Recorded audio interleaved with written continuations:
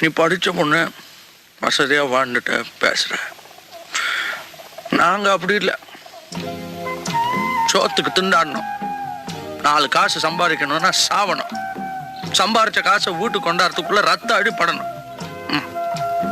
ஒரு நாளைக்காவது ராத்திரி வரல நாம உயிரோட இருப்போம் நம்பிக்கை உண்டா? இல்லை. அதனால்தான் எங்களால் கோர்ட்டு போலீஸ்ன்னு நினைக்க முடியல.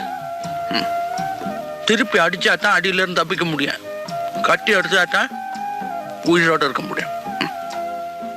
அதுக்காக நீங்க செய்யறதெல்லாம் சரியாயிடுமா? என் மனசுக்கு எது சரின்னு படுதோ அது மட்டும் தான் நான் செய்யறேன். அப்போ என் மனசுக்கு எது சரின்னு படுதோ அதை நான் செய்யலாமா? எனக்கு இன்னைக்கு செல்வா அந்த பையன் அடிச்சது தப்புன்னு படுது. அவரை திரும்பி அடிக்கிறது தான் சரின்னு படுது.